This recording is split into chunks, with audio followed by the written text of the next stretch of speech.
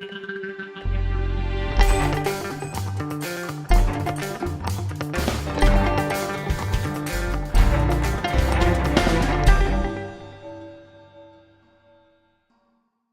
me tell you about the island of Tasmania. It's about 130 miles off the coast of southeastern Australia. A long time ago, when seas were low, Tasmania was part of Australia. During that time, the archaeological record documents that Tasmanians fished and they used bone tools. About 10,000 years ago, rising waters cut Tasmania off from Australia. On at least 3 of the smaller islands, the isolated human population died out completely. In Tasmania, the 4,000 hunter-gatherers remained with no contact with the rest of humanity at all. They lost technologies they once had. No more fishing, no more bone tools. They also missed new inventions such as stone tools and fishing nets and fire that were adopted in Australia. When Europeans discovered the Tasmanians in 1642, they found that this extreme isolation had created the simplest material culture of any people in the modern world. Without access to other people, some island populations shrink, others even vanish. Fortunately for most of us, human cooperation has expanded over time. As we saw in the previous videos, we enjoy enormous benefits from specialization in trade. One reason for this beneficial cooperation is what economists call comparative advantage. 2 things are surprising about comparative advantage. First, just by rearranging who does what, we can make more stuff through specialization in trade, even if no one ever gets any better at doing any line of work. But the second insight's my favorite. If you get better at doing something, that obviously benefits you, but it also benefits me, even though my abilities to produce haven't changed at all. Let me show you how this works. It's best seen with a simple example. Just 2 people, Bob and Ann, who produce just 2 goods, bananas and fish. Here's what Bob can do if he spends all of his time producing only 1 good. Bob can either gather 10 bananas, or he can catch 10 fish. Ann can either gather 10 bananas, or catch 30 fish. So let's say they each split their time between producing bananas and fishing. Bob and Ann each produce 5 bananas, Bob produces 5 fish, and Ann produces 15 fish. In total, they produce 10 bananas and 20 fish. You math wizards in the audience surely see an obvious way to increase this total. If Bob produces just bananas and Ann produces just fish, then the total rises to 10 bananas and 30 fish. So just by rearranging who does what, we get more total stuff.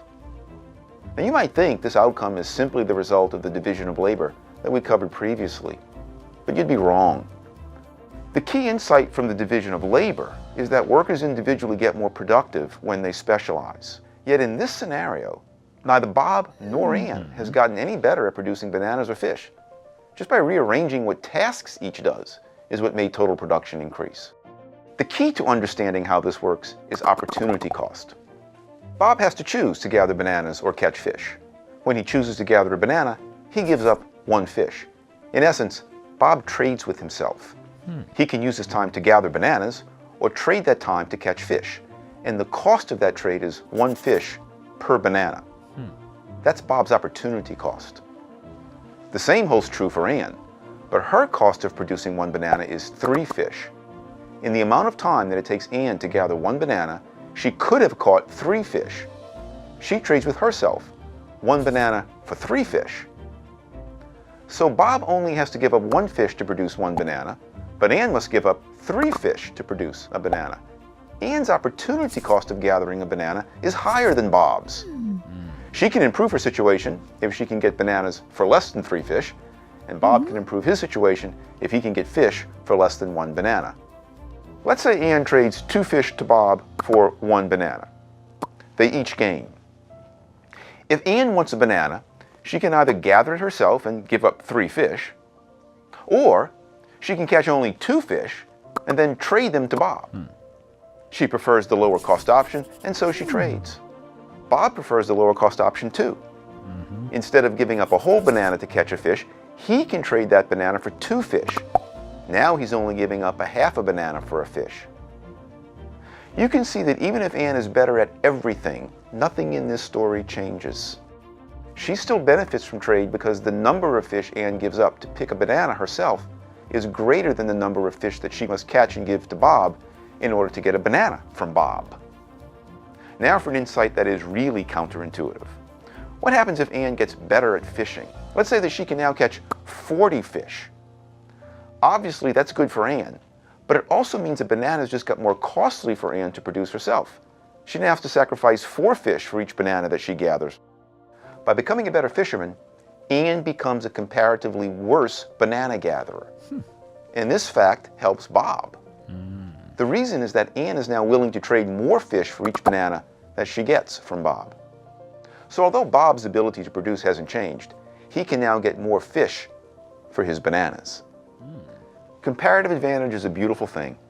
No matter what my talents are, I can still help you, even if you are better at everything. The more different we are from each other, the more we benefit from trading with each other. Let's get back to the real world. What comparative advantage practically means for most people is that we each spend most of our working time at a job that utilizes each of our comparative talents. How do you know what you're comparatively good at? What you get paid for your job tells you that. Comparative advantage is the main force driving us to use our talents in those jobs that we do best. It's why people who are good at math tend to become engineers, and those who have a good graphic sense tend to go into the arts. Specialization and trade play key roles in the movement from poverty to prosperity. We would be desperately poor without them, but they alone do not explain the full extent of our prosperity. Another feature of the modern world is important: innovationism. Our society is an orgy of innovations. This innovationism would be impossible without specialization and trade, and yet, specialization and trade do not guarantee innovationism. This is a topic for a future video.